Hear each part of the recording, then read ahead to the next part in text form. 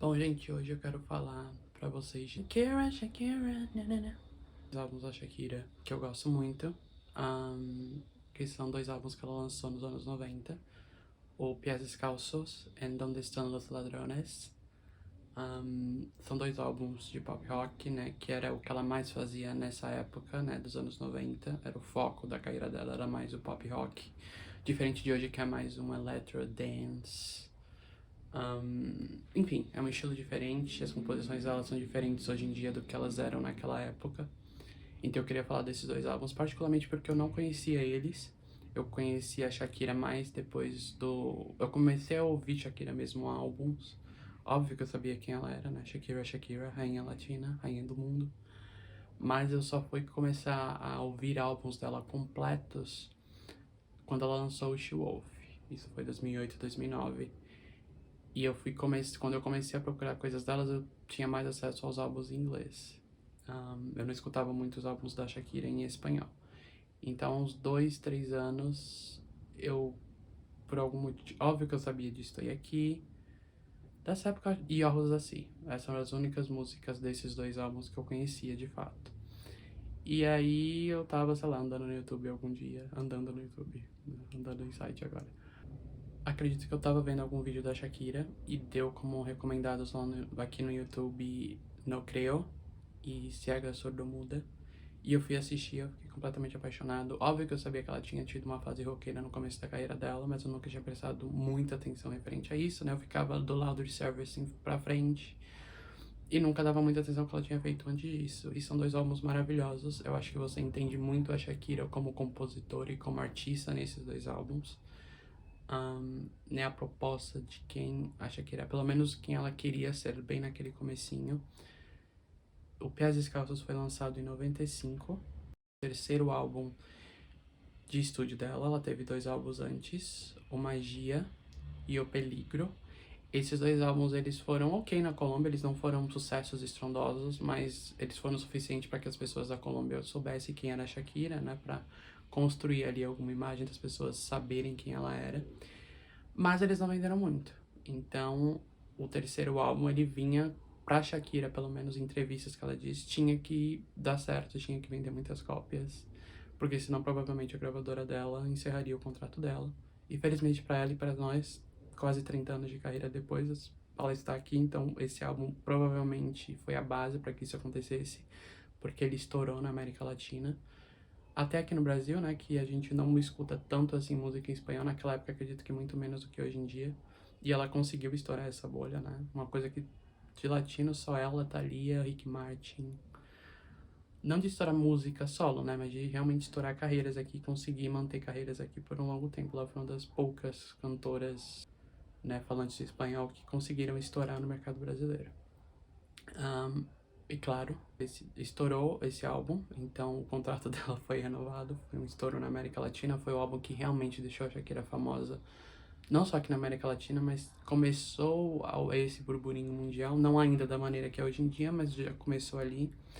O primeiro single desse álbum foi Estou Aqui, que é uma música maravilhosa, né? Ela cantando lá no campinho. Será que ela sabia que estourar naquela época? Acho que não. É uma música basicamente que ela fala de um relacionamento que acabou e que ela tá lá esperando por ele. Bem rompeu ela pra América Latina, foi o primeiro single desse álbum que tinha que dar certo e realmente quebrou tudo, deu muito certo. E também teve Pies Descalços, que é uma música que questiona, né, a sociedade, porque a gente tem que se encaixar em caixinhas, que as mulheres têm que se casar antes dos 30, você tem que ser médico e que você tem que formar uma família. E ela meio questionando esse monte de valores de uma sociedade extremamente hipócrita. No clipe, né, ele começa naquele baile de pessoas de máscara, e ela cantando meio que no Jardim do Éden, a mulher comendo a maçã. Era um álbum bem... A Shakira nesse momento, nesses dois álbuns, ela tocava muito em amor, claro, né, nesses temas que são comuns à música pop, mas ela também falava muito sobre política e filosofia. Esse álbum foi, acho que é a música que é mais emblemática referente a isso, sobre questionar valores. Como a gente é uma sociedade que vive muito a partir de aparências, do que as pessoas acham de você e não o que você realmente é. Ela tava com 19, 20 anos quando ela lançou esse álbum. Siempre al calor esplendor. também tem o single Um Pouco de Amor, que também é essa pegada romântica que eu gosto também, do violãozinho. É muito gostosa essa música. E com o sucesso do Pés Descalços, óbvio que os empresários já falaram, ah, tá aí uma pessoa que pode dar certo. E aí o Emílio Stefan, que é um empresário do mundo da música, muito gigante mesmo nos Estados Unidos, viu esse potencial da Shakira e quis empresariar ela, né? Trabalharam no próximo álbum dela, que desses dois é o meu favorito, que é o Donde Están los Ladrones. O título, né, para todos os fãs de Shakira, ela tinha escrito várias letras de música para esse álbum, e as letras estavam numa mala lá no aeroporto na Colômbia, e a mala foi extraviada. E ela perdeu todas essas letras. Óbvio que ela até ofereceu recompensa na época para quem descobrisse. Enfim, não acharam essas malas. Ela teve que recomeçar esse processo de novo, de fazer as letras novamente. Mas quando veio o álbum, ele veio maravilhoso. Eu acho que eu diria que meu álbum favorito da Shakira é o World of Fixation. Mas depois desse, eu acho que o meu segundo favorito é esse álbum. Donde están los ladrones? Também trabalhei esse espanhol. Foi lançado em 1998. Demorou quase 2 anos pra ser feito. Foi o álbum, até aquele momento, que ela mais demorou pra fazer. Óbvio, eles queriam que fosse um sucesso ainda maior, que alavancasse ainda mais a carreira dela, que já tava no topo naquele momento. E foi um estouro. Foi número 1 no Top Latin Albums da Billboard. Pés Descalços também foi número 1 no Latin Pop Album da Billboard, no chart. Novamente, nesse álbum, ela toca nesse assunto de amor e questões sociais, né? O título veio desse roubo que aconteceu da mala dela, mas também do momento político que a América Latina estava passando naquele momento, de casos de corrupção, enfim. Então, foi um título que coube muito para a época e também pelo que tinha acontecido para ela. E é um álbum que fala sobre amor também, como eu falei, um tema muito presente no trabalho da Shakira. E também fala sobre questões sociais. O primeiro single desse álbum foi O Ciega Sorda Muda.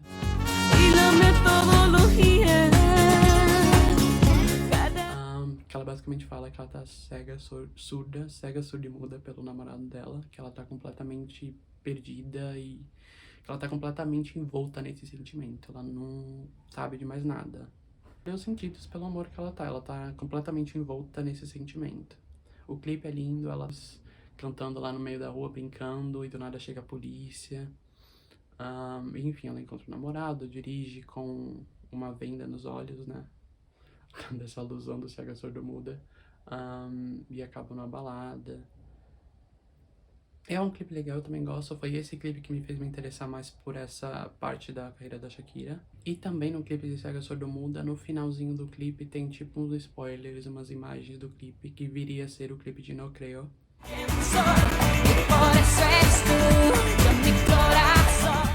Que na música ela fala basicamente isso, ela não acredita em nada a não ser o amor que ela tem pelo namorado dela. Ela fala isso, que ela não acredita em Marte, que ela não acredita em Vênus, que ela não acredita em Sartre, né, em filosofia, que a única coisa que ela realmente acha que acredita, que ela realmente acredita de fato é o sentimento que ela tem pelo namorado, é o amor. E nesse clipe de No Creo tem um protesto acontecendo, com pessoas com frases de Sartre, e ela meio que ela sai de um clipe, parece, dá a entender que ela é tipo uma bonequinha no mundo, né, um bonequinho porque ela é tipo pequena no clipe, e tá tudo isso acontecendo ao redor dela, os processos e etc. Então eu acho que meio que ela tá olhando pro mundo, pelo menos esse foi meu entendimento do vídeo, ela tá olhando pro que tá acontecendo no mundo, sobre a perspectiva de uma pessoa que não tá nele, ela tá meio que encaixada ali. E eu amo essa música também. A música também, Se Te Vas, Se Te Vas, Se Te Vas, não me cambia, não era mais aqui. Que ela basicamente tá falando pro namorado dela, ele tá, pelo menos pelo que eu entendi da letra, da música, ele tá indo embora por outra mulher e ela tá falando que ela eventualmente vai largar ele, que ela só tá por ele por interesse, que ela vai largar ele eventualmente e quando ele voltar, a Shakira não vai estar mais lá pra ele. Tipo, você pode ir embora, mas ela vai te largar eventualmente, eu não vou estar mais aqui não vou mais ir atrás de você, mas essa música ela dá uma vibe de ressentimento, então eles meio que estão tendo uma DR, ela tá dizendo pra ele, vai, eu não te quero mais, mas se você quer, né? O amor é isso, né, gente, só fode com a gente, é basicamente isso. Tem também a música Octavo Dia, que basicamente fala desses valores invertidos da nossa sociedade, fala dessa paixão que as pessoas têm por celebridades, por atores, cantores. E nesse caso, nessa música, ela fala que as pessoas deveriam prestar mais atenção em Deus do que nesses falsos deuses que a gente idolatra hoje em dia. Mas acho que não necessariamente só sobre Deus, né? Eu acho que sobre prestar atenção em pessoas que estão fazendo ou têm interesse em fazer de um mundo um lugar diferente. E questionar, né, essa sociedade de valores completamente invertidos que a gente vive, que a gente vivia em 98 e que a gente continua vivendo até hoje. E também tem a música óbvia, essa conhecida de todos, o Rosa Si, que ela basicamente fala que ela viajou o mundo e ela nunca encontrou uma pessoa como ele.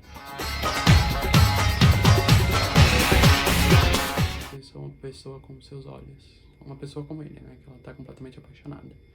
O amor, né? Sendo o maior tema do álbum. E a política também.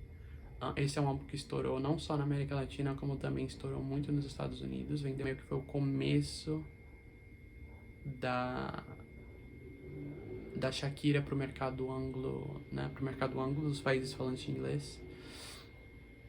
E com isso em mente, né, que o álbum tinha estourado lá, ela fez um especial, MTV Unplugged, que ia passar em todas as MTVs do mundo, então óbvio que era uma ótima oportunidade de mostrar o trabalho dela para pessoas que talvez não conhecessem ela, né.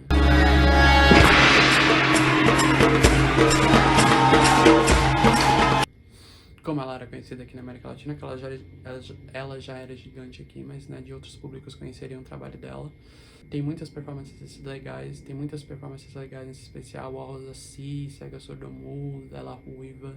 A Shakira morena ruiva, essa é uma das melhores fases dela. Eu acho que ela devia voltar com cabelo moreno, roqueira. E depois desse álbum, nessa fase roqueira, morena, Shakira, morena ruiva, Shakira. A gente teve o Laundry Service, que de fato foi o primeiro álbum dela em inglês, foi o primeiro mercado que estourou ela, não só como um gigante aqui na América Latina, mas gigante pro mundo inteiro.